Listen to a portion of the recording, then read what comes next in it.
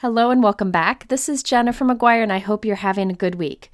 So today I thought I would share with you some fun and unique gatefold card ideas.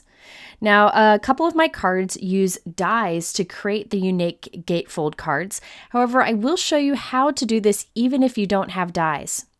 Now I'm going to start with a collection of cards because I went overboard once again, making cards with one particular stamp set. But I'll show you some variations of that, and then I will move into two other card examples showing this technique. And the best thing is you can use any dies or stamps to create cards like this. Before we get started, I wanted to show you this cutting mat. This is a new work surface from Altenew, and I will be using it in today's video and likely many videos in the future too. Now this is a large cutting mat that is reversible. One side is black with white lines, the other side is light gray with black lines. This is self-healing, so you can cut on this mat without having to worry about it. Now, as I mentioned, there are two sides. The black side with the white lines is in inches. Now at the top, it starts with a 0 center and it goes out 11 inches to the left and to the right. So this mat is a little over 22 inches wide. So you can see you have the 0 point there in the center. Now on the bottom of the mat, you have 0 starting on the left-hand side and going up to 22 inches on the right-hand side.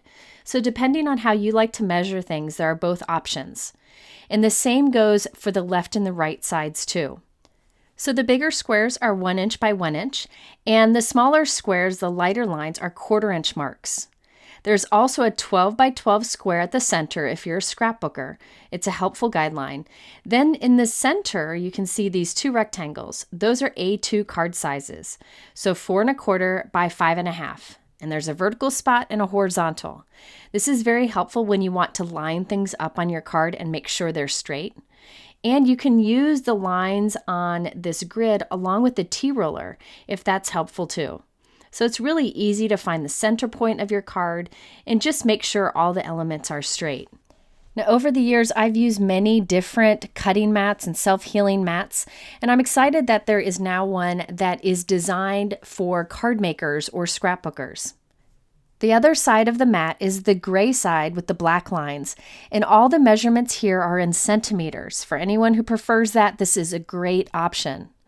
Again, you do have the large square in the center, which does the typical scrapbook size, and then the two smaller rectangles in the center that are perfect for a typical A2 card.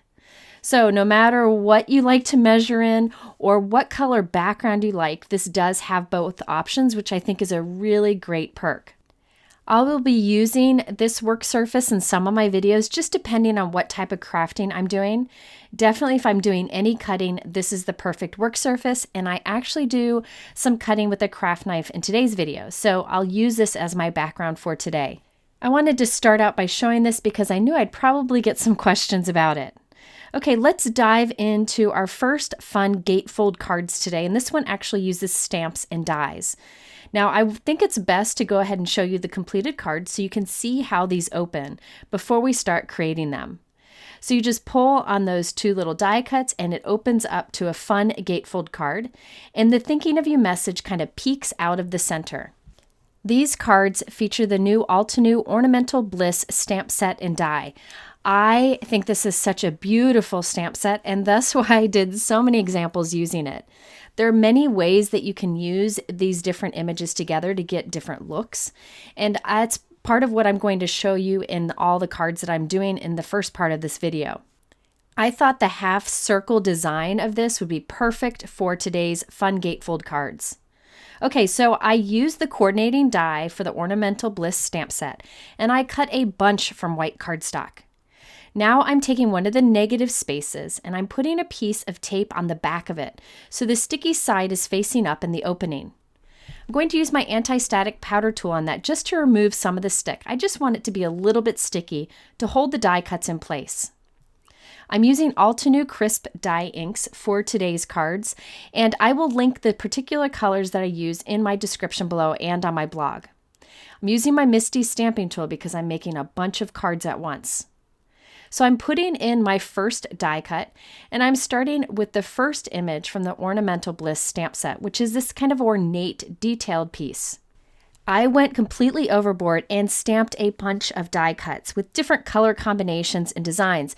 Just keep in mind you want to do 2 of whatever you create so that you can have the top of the circle and the bottom of the circle match.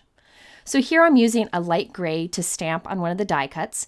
Then I can take the die cut out and put another in, and I know that the stamp will be lined up, so I can do lots of stamping all at once.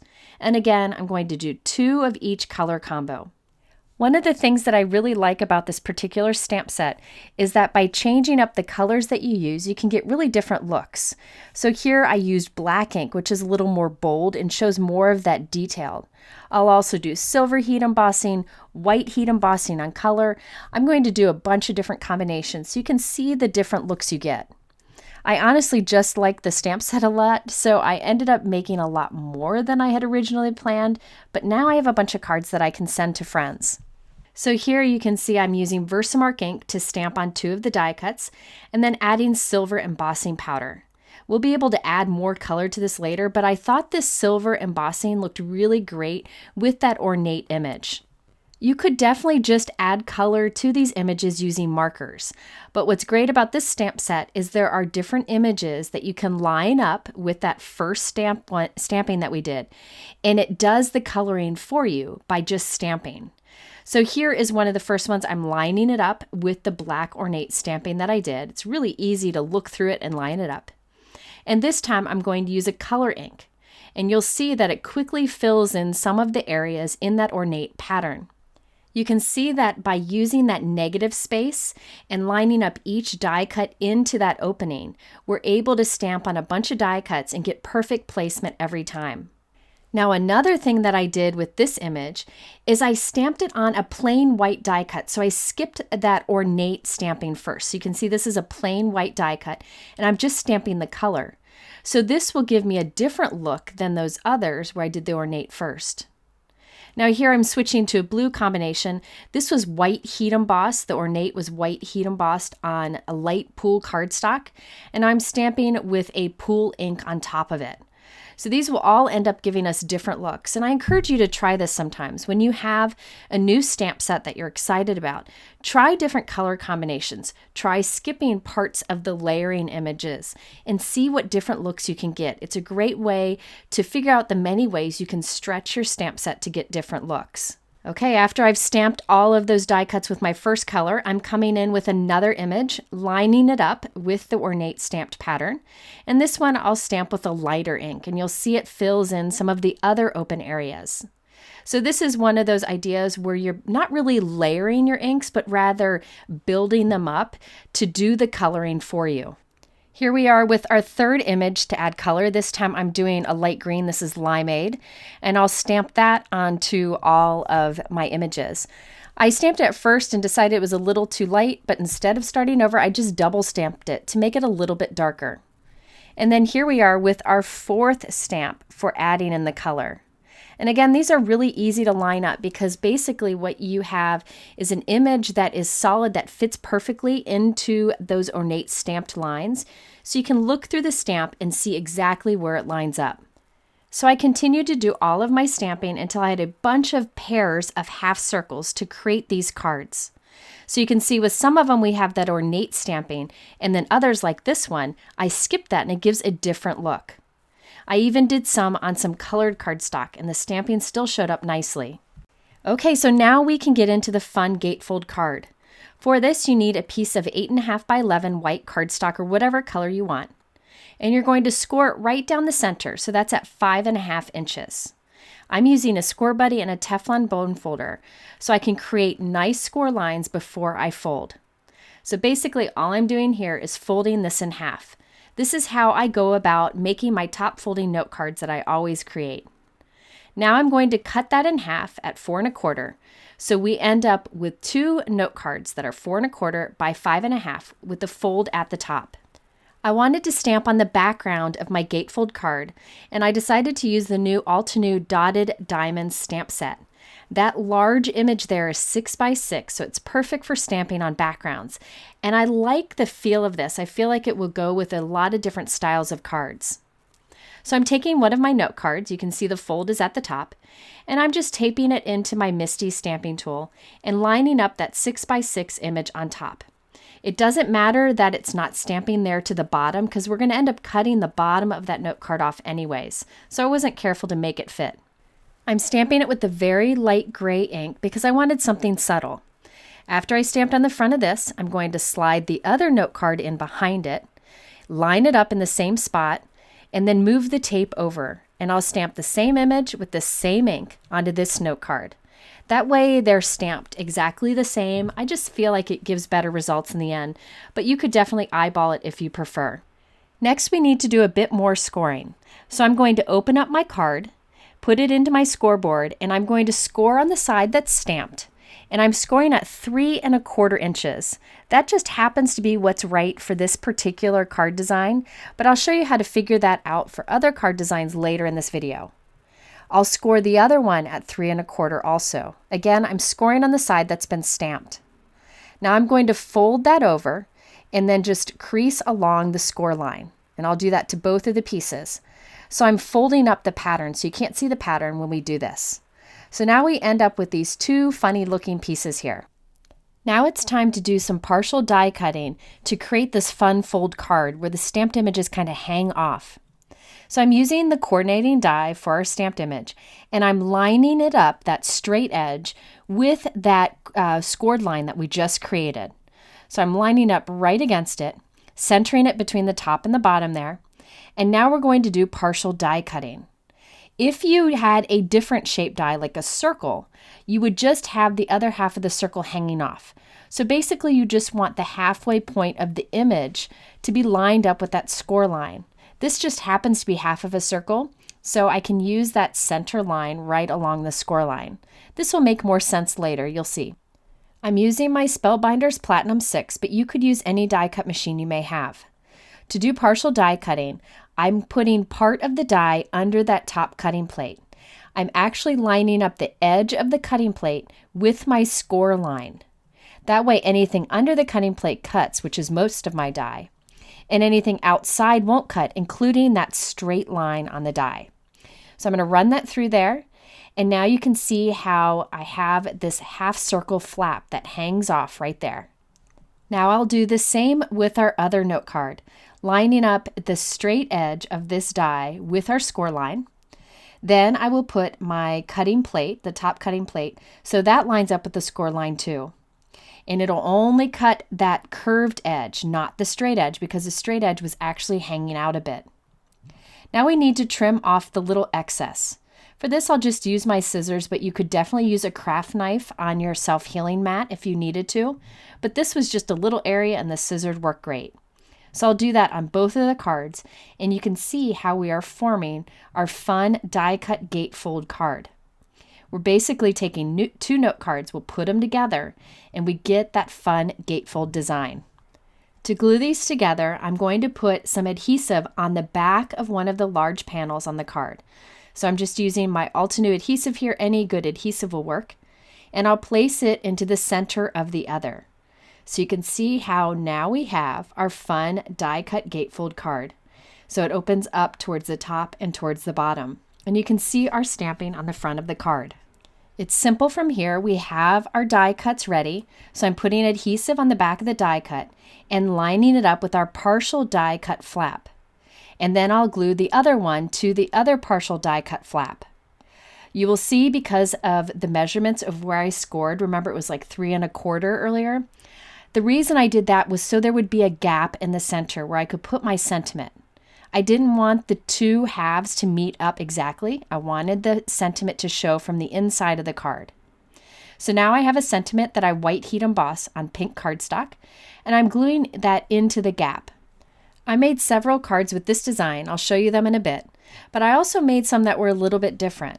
Instead of stamping in the background, I have a white on white background die cut on some of them. For those cards, I used the Altenew Ornate Die. This is one that I've used in videos before, and I just cut 2 small pieces from one of those background die cuts.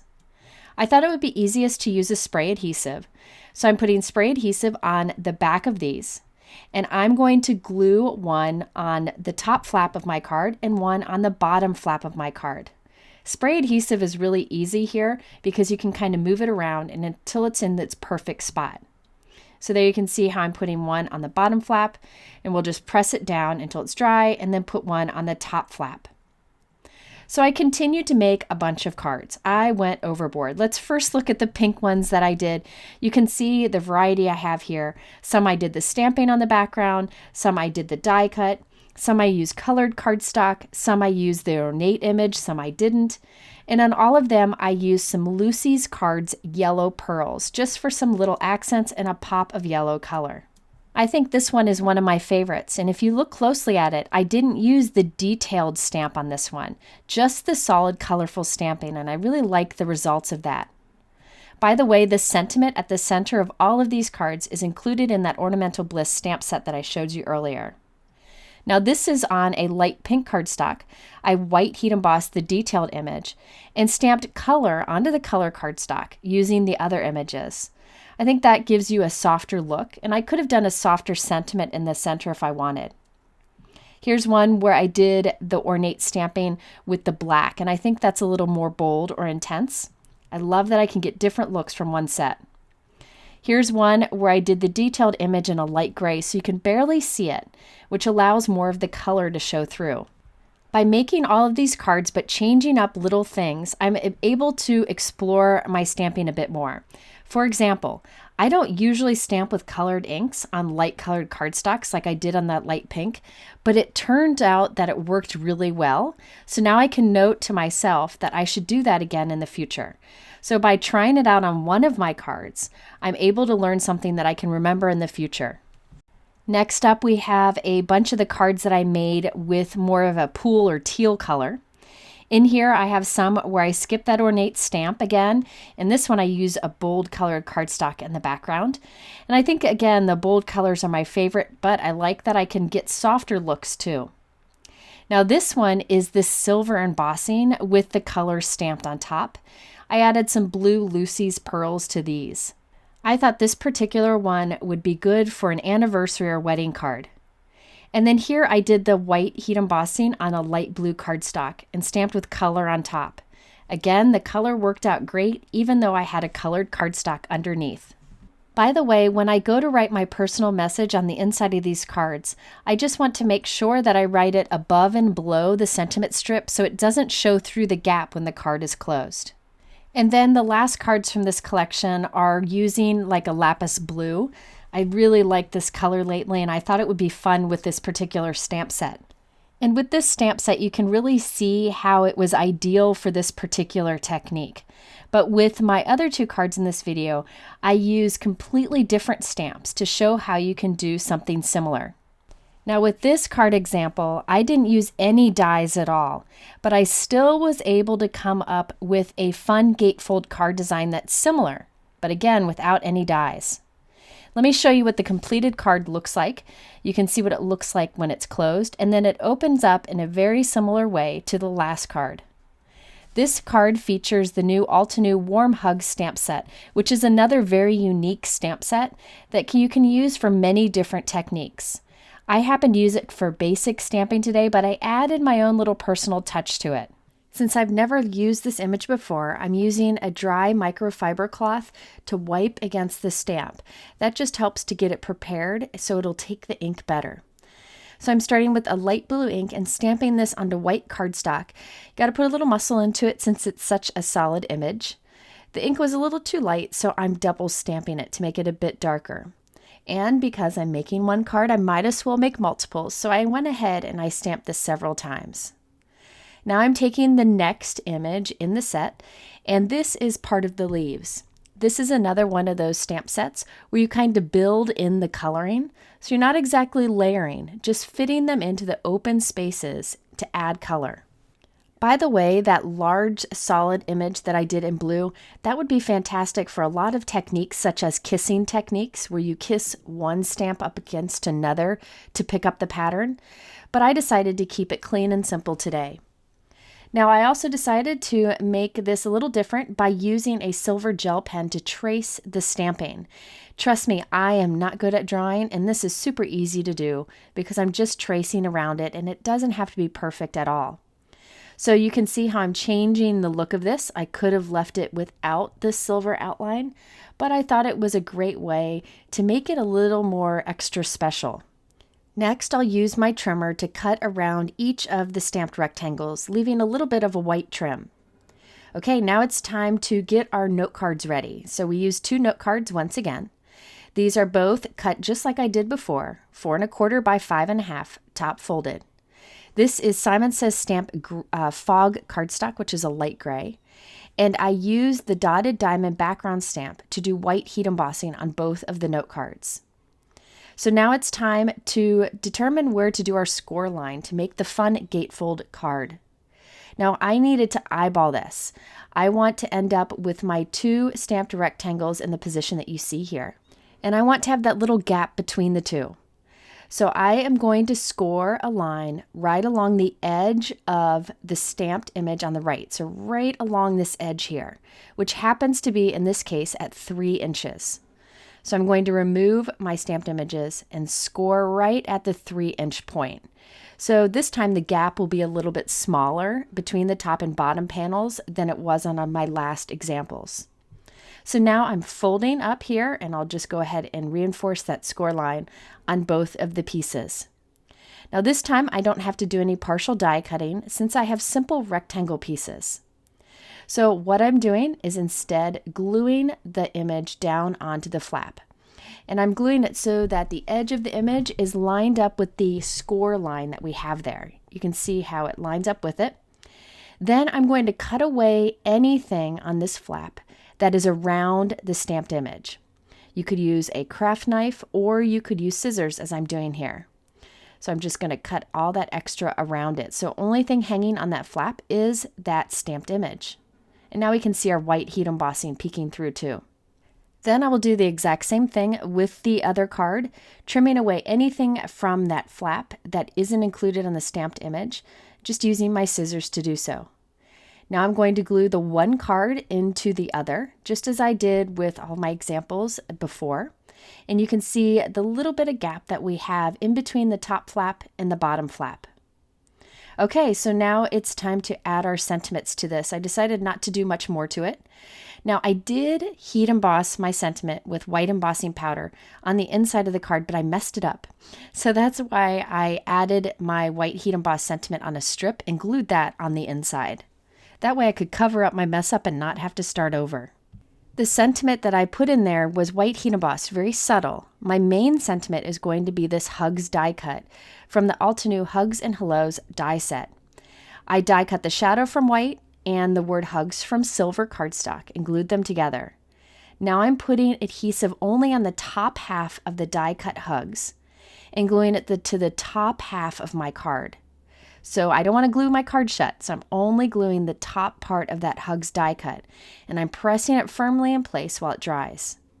And here is what we end up with. You can see the silver outline on our stamped image, and you can see the white heat embossing in the background. That Hugs die cut, I did stack up a few die cuts and glued them together for dimension. But check out how this opens. You pull the 2 panels and open it up, and there is a white heat embossed sentiment hidden behind the word Hugs. Hard to see in the video, but it's there. I didn't want it to show through. And there's plenty of room to write a personal message on the inside. So with this example, you can see that you can stamp anything you want on 2 little rectangles or squares and create a card design like this very easily. Okay, my last example shows how you can take a basic die cut such as a circle and create a fun card design like this where the circle splits and allows you to open up the card. So here is the completed example, just so we know which way we're headed here. And you can pull the 2 circle halves to open up to see the inside of the card. With this example, I don't have a gap at the center, but you could definitely leave one if you wanted. On this card, I used the Altenew New Beginnings stamp set. This is a very classic looking stamp set with beautiful flowers. You can create a fun bouquet of flowers with this or just use a single image. I decided to use one flower and a few leaves, and I white heat embossed them on white cardstock. So it's hard to see, but I promise they're there. Now I wanted to do a really fast way of coloring in these flowers. I didn't want to take the time to do so with markers, pencils, or watercolor. I wanted to ink up these flowers. But I also didn't want a fussy cut to avoid that white trim around the outside edge. So here's a trick that I like to do. If I plan to color an image with inking and an inking tool, and then use the coordinating dyes, I use a Molotow masking pen to trace around the images first. So you can see how I'm putting a blue line around the image. What will happen is this blue will dry, and then we can go ahead and ink over it. And once we've done that, we can rub the blue away and it'll be perfectly white underneath. You can also use rubber cement for this technique, but this pen makes it very easy to do. Okay, so I set that aside, let it dry for about 5 minutes. And now I'm using my iCrafter mini blending brushes to quickly apply ink to these. Now I decided to use the mini brushes since these are smaller images and I can get into the nooks and crannies very easily. I will say these brushes have been very popular and I do believe they're out of stock in most places and the manufacturer's even out of stock. So just be patient. I know there are more on order. They are fantastic for doing small areas of inking like this.